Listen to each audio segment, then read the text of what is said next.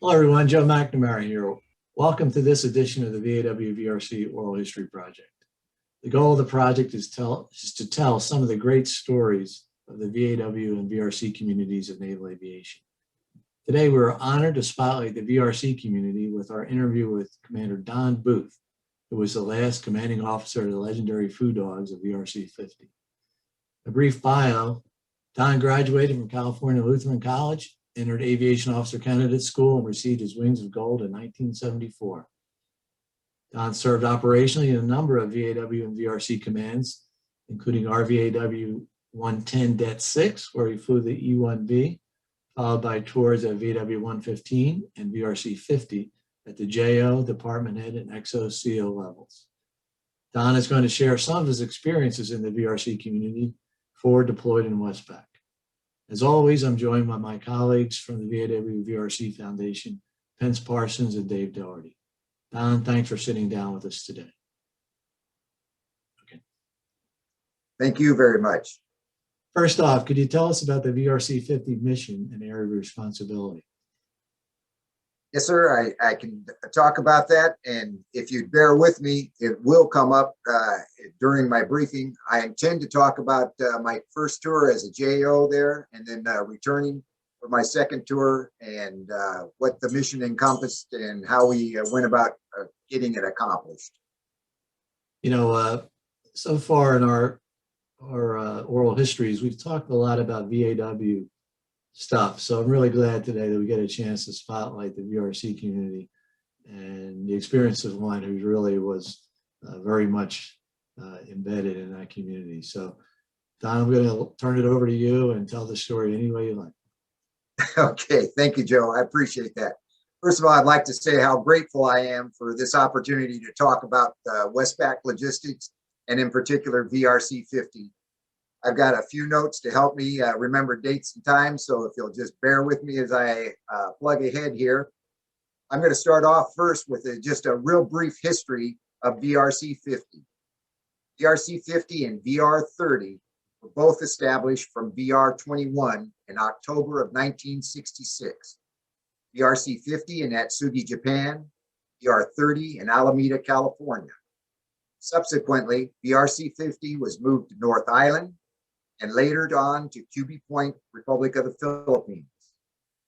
Ironically, VR 30 received the very first C2.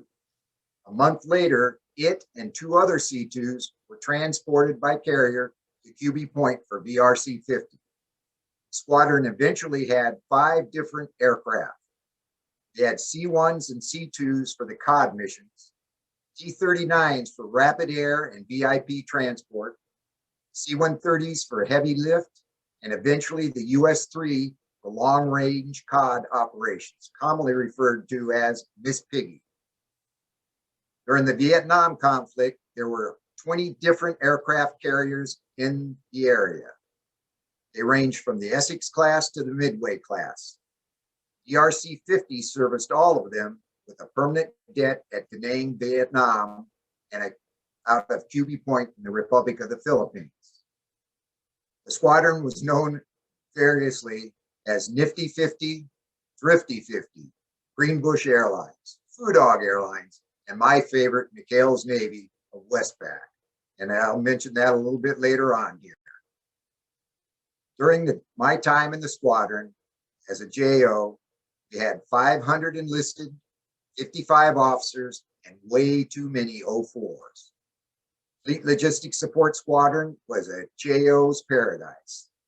As an 03, you had more autonomy than any other squadron I'd ever been in. Hero or goat, straight in or starboard delta, front of the chow line or a horsecock sandwich, it all depended on how much pony you had delivered that day to the carrier. My first tour as a JO in 1979, the day before Thanksgiving, I was doing a training flight with Stu Henricks. We were late returning, and after landing, the duty officer said we needed to report to the CO's office. Both of us were smart enough to know that was probably not going to be a good thing. On Thanksgiving Day, we departed with the Kitty Hawk heading west with 2 officers and 13 enlisted personnel. At the first CAG CO meeting, I was a lieutenant. CAG looked at me and said, "What are you doing here?" I looked at him and told him, "I have no idea, sir. But my skipper told me yesterday to be ready to go today," and we were. Over the next 3-month period, we only had 2 days of logistics support out of Diego Garcia as the ship passed by. As we got further north towards the Gulf, it was decided to use S3s with a pod for long-range logistics support. Remember that S3s were first used and not the US3. We made every launch for 3 months straight doing triple SC missions. We took so many photos that Stu became known as Jimmy Olsen, Cub reporter, and consequently, Superman's sidekick. One afternoon in particular, we were in our sector looking for boats using our weather radar when we rolled in on a F-14. It was low and slow with wings extended at about 500 feet above the water. We decided he was a target of opportunity. Stu started broadcasting guns, guns, guns, guns on guard. The Tomcat finally spotted us and tried to turn back inside of us. We weren't going to let that happen. Finally, after repeated gun calls, we saw the wings come back, the burners ignited, and he bugged out. One of our best days ever. The next day, we launched with a painted F-14 on the side of the cod, a confirmed kill for the cod. My first job going into VRC 50 was C2 NATOPS officer with 0 C2 time. Part of the NDOC was observing a Hong Kong checkerboard 1-3 approach. Virtually, I'd say a legendary approach working in Southeast Asia. The approach required an ADF, a VOR, and a TACAN, followed up by spotting the checkerboard, going VFR, making a hard 90-degree turn, descending and landing on runway 13. We were put into holding, and after 25 minutes or so, we were cleared for the approach. Before leaving QB, we had checked all nav aids. They all checked good, and that's my story, and I'm sticking to it. Starting the approach, we discovered our ADF was not working. The controller immediately cleared us to divert. After a quick bit of ciphering, it was going to be pretty scoshy about being able to return to QB point. The aircraft commander, I was in the right seat. This was an observation flight for me. The aircraft commander told me to declare minimum fuel. We were turned around and set up for a 3-1 approach, effectively closing the airport for 1-3 landings. After we landed, we were warmly greeted by the airport operations officer with an in-person visit who proceeded to chew us a new tail and swear that we'd never be allowed back into Kai-Tak Airport if that happened again. I also have a better memory about being the OIC of a Guam deck servicing the Kitty Hawk and the Ranger. During an early morning walk around, I got up into the port wheel well and ran into a brown tree snake looking straight back at me. I immediately did an about face. My plane captain told him I thought we had a hydraulic leak in that port wheel well. How about taking a look at that for me? I watched him enter the wheel well, heard him scream like a girl, and scared the bejesus out of him. We still laugh about that. Also during my first tour, our duplex neighbor in QB Point and a friend for over 40 years was a Navy JG SEAL. Bill was not your typical Navy SEAL. He was extremely cerebral and really didn't like the water or the sun. He thought it would be fun to practice loading SEAL equipment, including a rigid hull inflatable boat, into the C2. He was enamored with the possibilities of interoperability between the SEALs and C2s. I got permission from the squadron CO to practice the loadings. In addition, Bill decided he was really interested in trying to parachute out of the back of the car. We couldn't get anybody to sign off on that, so we had to draw the line at that point. With a little tutoring from me, he had an okay career. By the way, his name is Admiral Bill McRaven. You might know that name. McHale's Navy, as I mentioned earlier, had nothing on us. Our skipper was very understanding, and as long as we didn't get caught, most things we asked for were tacitly approved. At that time, we still had our St. Bernard in Japan. I asked for permission on my next trip to Atsugi to carry her back to the PI. My wife and I planned for her stealthy return. On our inbound call to the SDO, I asked them to call my wife and give our ETA. We landed after dark on runway 25. There was an access road around the runway. Rolled to the end of the runway, told the tower we needed a maintenance run-up prior to taxiing back to the hangar. My wife was staged and ready. We opened the back ramp. I got out with the dog, pointed her downhill to my wife, who was waiting with a dog bone. Another mission accomplished under the cloakness of dark. 10 years later, I happily returned to the Foo Dogs. But unfortunately, this time I was going to be the dreaded XO. I arrived on 12 June 1991. That night, we had a hail and farewell. Early the next morning, I was called to evacuate a C2 to Mactan, Cebu for the Mount Pinatubo evacuation. After 2 nights and no real eruptions out of Pinatubo, we were cleared back to QB Point. That morning, I spoke with the CO on Base Common. He was heading out to the carrier. We agreed to meet that night at the O Club, but that afternoon, Mother Nature had other plans. The next time I saw the CO was about a month later. Pinatubo erupted. I had never experienced anything like it. Noon on the 15th was pitch black, raining ash, they called it, mud, I called it. There were tremors shaking the hangar, no electricity, no comms, and typhoon strength winds. It destroyed the Subic QB complex. I never left that hangar for 5 days. There was really no place to go anyhow. You couldn't drive anywhere. The ash was so deep, normal cars weren't able to transit back and forth. Literally, we were cut off from the Subic side of the base. I slept on the couch in the CO's office. We had MREs to eat and very little in the way of comfort. On 16 June, we started mustering personnel and checking on welfare of troops and dependents. We also started reclamation of the squadron facilities. The CO had bingoed into Kadena. Other squadron aircraft had followed him. He set up ops there and continued the logistics support for the 7th Fleet. It took several months to get QB up and operating again. During my time as the XO, I primarily flew the C2. I had limited time in the Hurt and less time in Miss Piggy. But one day during FCLPs in Miss Piggy, I was going into the break. I made what I considered to be a normal C2 break. The US-3 aircraft commander, a young lieutenant, felt it was a little too strong a break, and he was scared. I always enjoyed the COD and the mission. I did not fly as much as I would have liked to, but the CO really liked to fly. The squadron's op area encompassed almost 2/3 of the world, from the west coast of Conus to the Med.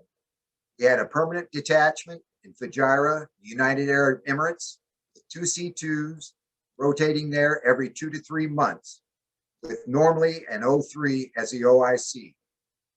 The Hertz worked all over the Western Pacific, but they had this ungodly attraction to Thailand. Anywhere within 200 nautical miles, they experienced some kind of mysterious mechanical problem and ended up at least for a 1 RON. I remember one early morning as the XO getting a brief from the squadron duty officer as I walked into the hangar. They had 2 C2s down in Fujairah. They had a Hurt down in Thailand. They had a Hurt down in Australia, and Miss Piggy was down in North Island. Could my life get any better? I wondered. Another fond memory I have was late December of '91, prior to leaving the Philippines. I was flying from a C-2 from Atsugi to Kadena to QB Point with 18 empty seats. Navy Kadena base operations were closed. We were going to be a gas and go. After landing at base ops, we found a stranded Marine squad with no cost orders to Subic Bay. The staff sergeant in charge asked if we could take them. I was feeling benevolent. I was on the way home. I told him, sure. I told him to empty their weapons, give their ammo to the plane captain, and get aboard. Unfortunately, our airplane, APU, blew a hose. There was no one around, and it was looking grim for me getting home that night. And it was getting close to Christmas. The staff sergeant asked if they could be of help. Showed the bad hose to the Marines. The Marines departed in all directions around that base. Around 15 minutes later, multiple, various, and a sundry amount of hoses appeared. And they said, will this work? I made it home that night for dinner. Our aircrew didn't have to buy drinks that night at the enlisted club. And to this day, I still deny any knowledge of why so many pieces of GSE around Navy Kadena didn't work the next day. In the May-June timeframe of 1992, plans were being formulated for the squadron to move from QB Point to Andersen Air Force Base, Guam, as the negotiations had broke down between the United States and the Philippines regarding our bases in the Philippines. The CO sent me and several maintenance officers to scout out facilities in Guam, looking for hangars, parking, berthing, and housing. My first encounter with the Air Force of any meaning. Let the fun begin. Initially, I was a senior Navy rep. The Air Force had 3 base 06s, 2 SAC 06s, and 1 2-star general. It soon became abundantly clear that the Navy needed more horsepower than I could provide. Eventually, an agreement was made for the squadron to move into an old SAC building. It was on the opposite side, as far away as I could get from the Air Force on that base. It had ample ramp space, but no hangars. And this plan was agreed upon by both sides, and this is a no-kidding story. The 2 SAC 06s went literally ballistic. They yelled, they demanded, where are we going to go when the bubble bursts? The 2-star general literally said, sit down and shut up. I always liked that general. During this time frame, the Navy was reluctantly transitioning from an old boys club to a more inclusive Navy.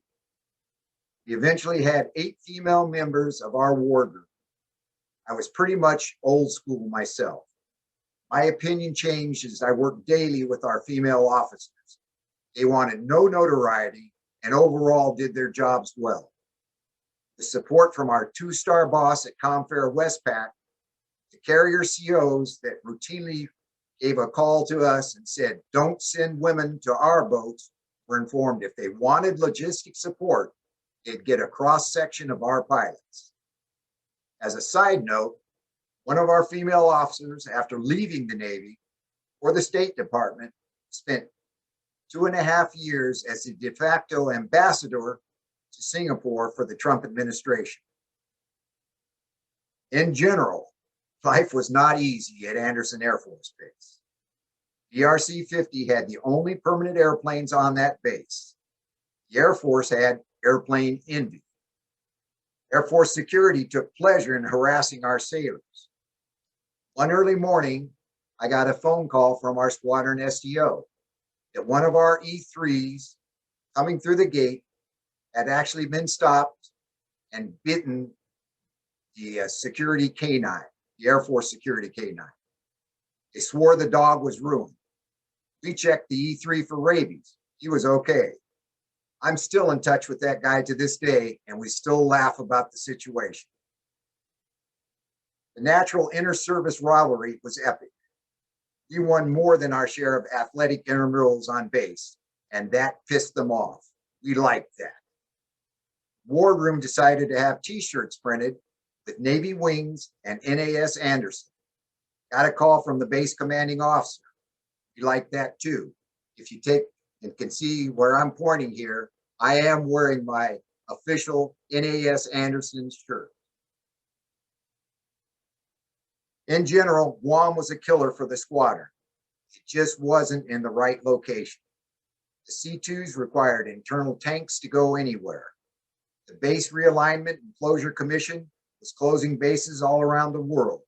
The Navy was downsizing, and there was rifting of officers and senior enlisted. In October 1994, sadly, the squadron was decommissioned. I'd like to take this opportunity to mention 3 people that had a large impact on my life. Commanding officers, Captain Nels Tanner, a 6.5-year POW during my first tour, and Captain Paul Shaker Statsky during my XO tour. I learned a lot about the Navy from both of them.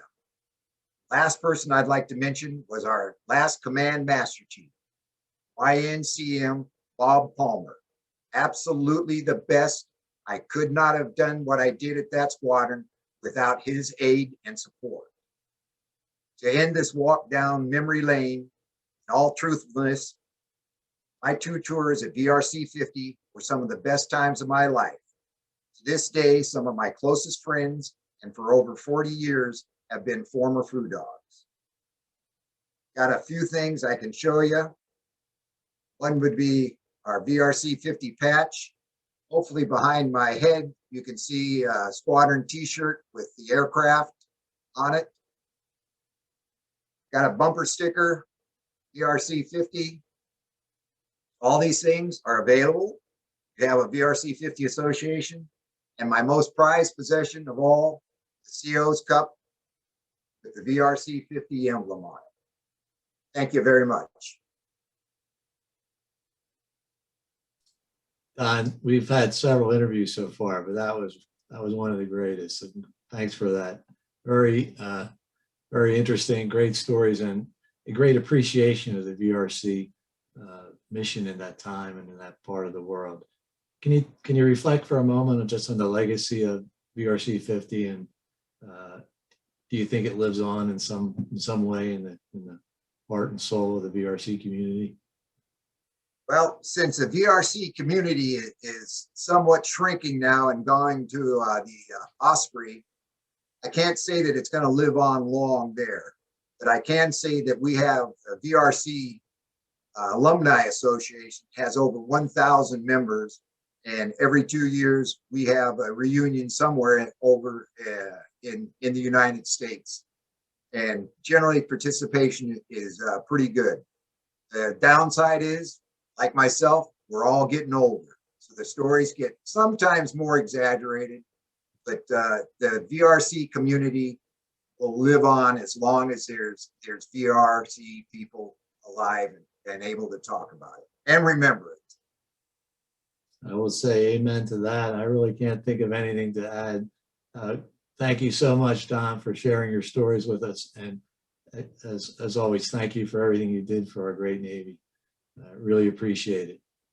Again, I'd like to say thank you to all of you.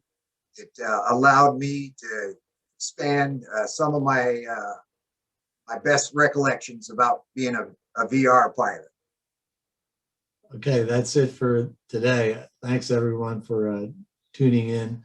Look forward to more great stories from the VAW-VRC Oral History Project. And thanks again to you, Don, for showing up today. Thank you.